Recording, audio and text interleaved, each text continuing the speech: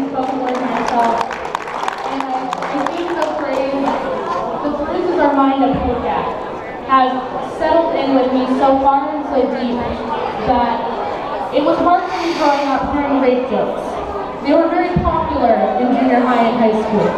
It was, "Oh, I'm so gonna rape you during that video game, dude," or, "Oh, no homo, no, don't rape me in the locker room." I played football with a bunch of guys for 10 years. I heard it every day of my life. And it was hard because I couldn't come out and say, "Please don't say those, that triggers me," because I've been raped. You're making a joke out of my experiences in my life. So, that's me. Me at about 4 years old. I look a lot different now. This is a little bit about me. I'm 18 years old. I'm very optimistic. I work with 88 on the bird, and I'm a secondary education major.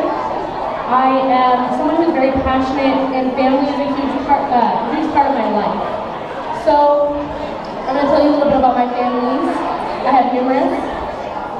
So this is my football family. These 50 women, ages 18 to 50, play women's professional tackle football, and they helped me a lot in telling my parents about my sexual assault. Next up, I have my birth family, who is very near and dear to my heart. A lot of them are here, and this was after we won Station of the Year, and I can remember that night and tears come to my eyes because of the support they've given me without knowing. And finally, this is some of my biological family. That is my father sitting next to me, who has been my biggest supporter for years. On the other side of me is my girlfriend and her 3 wonderful siblings who call me their sister and call me their sibling. This is a family photo from December 25th, 2008. Me, my cousins, and my brother is on the far left. My grandmother is behind us, and kind of shorter lady. And I have my own piece of spoken word poetry I'd like to share with you guys. Excuse me if I cry. It's very emotional for me, and you'll understand a little bit why in a second. Dear Mr. Eric Kyle Curtis, why did you lie? Why did you lie over and over again that you did not touch me? Why did you tell them that you didn't touch me because I was a big kid, not because I was your cousin? What does my weight have to do with anything? Dear Mr. Kyle Curtis, why did you tell them you never touched me because I had boyfriends and not that I was your cousin? And dear Mr. Eric Kyle Curtis, what made you finally tell the truth? The truth that you raped me.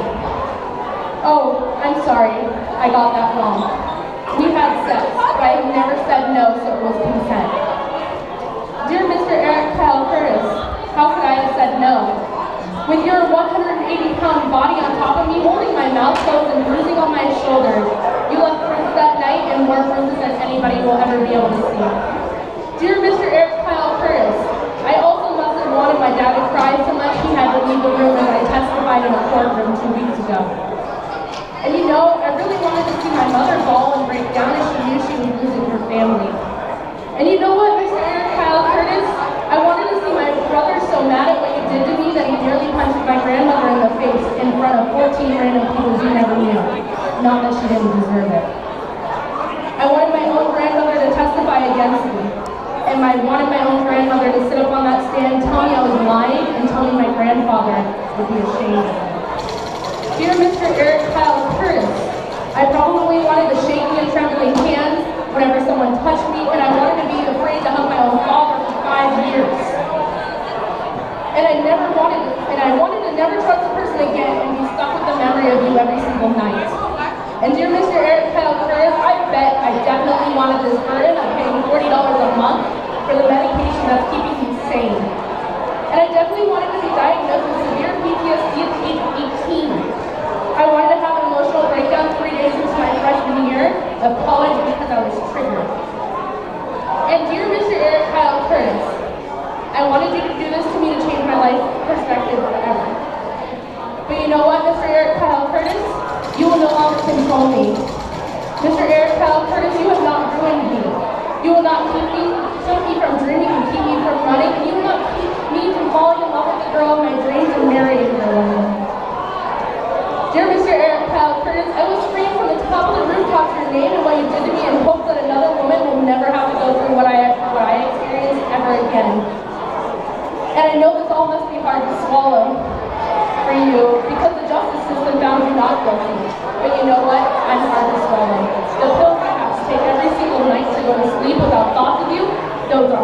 swallow. I'm hard to swallow, and I'm hard to keep quiet. I will not stand by as it happens to others, and I will not be silent anymore. I refuse to be scared of you and scared of my own thoughts. I will remind you why they named storms after people, and I will turn this to an experience that I can come up out of. I will turn this into strength because I'm the hero of the story, and I sure as hell don't need saving. Dear Mr. Eric Kyle Curtis, you're pathetic, and you must also want to be viewed as so, as you allow your mother and your girlfriend and my own grandmother to call me a slut or a lying whore on Facebook for everybody to see. You want to be viewed as a coward because that's all you are. A liar and a coward who had the audacity to lie to me, to lie to yourself, and to lie to law enforcement. Sincerely, your cousin, your victim, Maddie Crisman. So, I'm going to tell you a little bit about what you don't see in Law and Order SVU. You watch Law and Order SVU, like 2 days in, they got him tracked and got him in jail. So in this photo, the red arrow, that is Mr. Eric Kyle Curtis. And the pink arrow, that's me, when I was 12 years old. I am now 18 years old, almost 19. And there is a huge difference in that little girl right there and who I am today. I pressed charges in March of 2015, or not 2015, 2013. And we just went to trial 2 weeks ago, now in 2015. I've had talked to numerous detectives, and coming into college, I've had to call law enforcement every single Monday to be told that no, our trial is not going today. And to have nightmares and flashbacks knowing he only lives an hour away from campus. So, my life was changed forever on April 8th when I took the stand in front of people I didn't know. My parents were not allowed to sit in the courtroom and listen to me testify. They stopped me halfway through, and I broke down in my father's arms because my cousin's own grandmother was sitting there laughing at me and calling me a liar in front of the whole courtroom. I walked out of that room and broke down in my father's arms, and my dad is a big man. My dad is a big burly man who looks like Santa Claus that I have never seen cry before 2 weeks ago. So, this is a quote from my father's testimony that he had to give on the stand in front of me, in front of his wife, and in front of my cousin. So the quote is as follows. They were asking him if he thought my cousin would do this to me, and if he thought there was any difference in me since the situation. My father and I always were close. I look up to him more than anything in this world. And my father said, well, I'm sure his story is completely opposite of what my daughter has said. So you're the ones that have to dig through it and see the line and you're showing the truth, which is more believable and all this sort of stuff. But the only thing I can say for certain is something terrible happened to Maddie. Did I see Eric assault her? No. Do I think he would have? Oh, undoubtedly. Okay, did I see him? No. Do I have any evidence except the changes in my daughter and her finally coming forward and telling me? No. But something happened to that girl and we see it every day of our lives. There's been no problems for my daughter. She went to prom with a girl, she plays travel football, and she's staying so remotely away from men. You know, is that because of this? Who knows? I'm not on her film. But the only thing I can say is whatever happened around this time when we made that trip, because I can go back to different incidents at school with different behavior problems and with her at home, you know, like I said, she won't even hug me goodnight. And this and that, the next day, when something happened to her. My dad was heartbroken for years that I wasn't hug him. I would not touch him, I would not go near him. It was the same for many men in my life. Instead of praying, I punched a man in the face because he decided to help me from behind. I still get triggered on a daily basis. My friends will cover my mouth jokingly, and I have to keep myself from punching them. And I have to remind myself, no, they're not here. My mother and I have never been super close, but my mother recounted many incidents that she noticed a difference in me. And here's one of them. We used to always go over to my uncle's house because my mother and her brother were extremely close. We all slept downstairs, with her kids and my parents. It was normal. following this incident. And my mother said, you know, I did notice the next time we were over there, she brought a mummy bed. And she slept in it against the wall outside of our room. In fact, I almost tripped over her and asked, what are you doing here? My mother testified in court that is not on this paper. I was fully clothed in that mummy bed. I was fully clothed, so I knew I could protect myself from him. Knowing he was in the next room, being forced to go on those trips, and publicly having to apologize to my parents for telling them I hated them so many times for taking me there before they knew what had happened. This right here is Mr. Eric Kyle Curtis's confession that he raped me. It was on audio tape that was played for a jury. It was on audio tape for my parents to hear, for me to hear, and his parents. And I will read it. And it says, I asked Curtis how the discussion of sexual intercourse started and who started it. Curtis said he could not remember who started the discussion or what was said. I explained to Curtis that I was confused and he did not remember what was said. Curtis had told Detective Wallace that he is very respectful of women and his last girlfriend, and he had made sure she wanted to have sex before they made the decision to do so. I explained that I think it is odd that he cannot remember the conversation or who said what prior to them having sexual intercourse. Curtis stated the only thing he knows that if she would have said she didn't want it, he would not have done it. And this was something they were both wanting.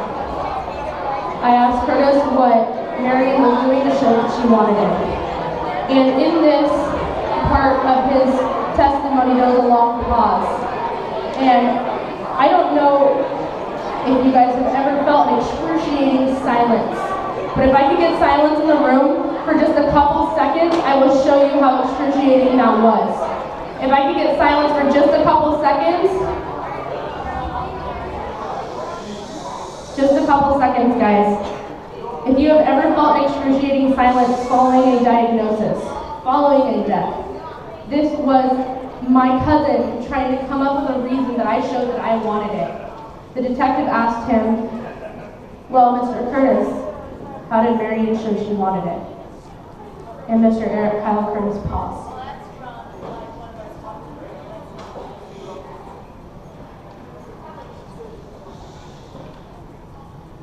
He finally stated that he could not remember how she was showing him because it was so long ago, and because I did not struggle when he ripped off my pajamas.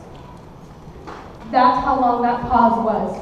That not only I, but my parents had to hear as they heard me recount my rape and heard him say it was consensual. I was 12 years old. Please raise your hand if you think a 12-year-old can consent to sex.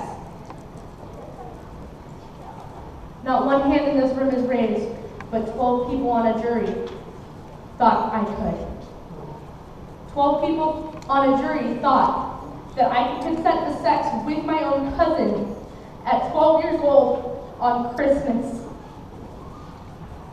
He moved on to say that they asked him if I had ever talked to him again after that, and he said no. And they asked if we had ever talked about what had happened or talked about anything relating to sexual intercourse or sexual anything ever again. And he said, you know, Maddie hasn't talked to me since. In the last 4 or 5 days, I've had my rapist mother tell me I was allowed to go on family trips to flirt with him because that is the only reason I was there for. Not because I fought with my parents for 4 hours telling them I hated them and I did not want to go because this man had raped me, but I could not tell my parents because in school, they never talked about rape. They never talked about a taboo topic like rape. And I have to applaud this high school group over here because they're talking about it. They're making it known. Can we please get a round of applause for these guys?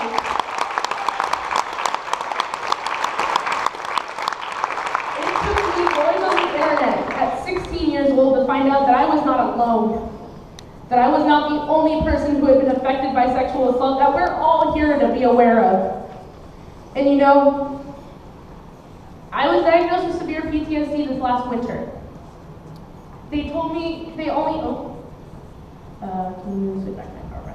They tell me that this kind of PTSD is something they only see in people coming back from war. My first finals week in college, I got a total of 4 hours of sleep in 7 days. There's a happily ever after, right? Always.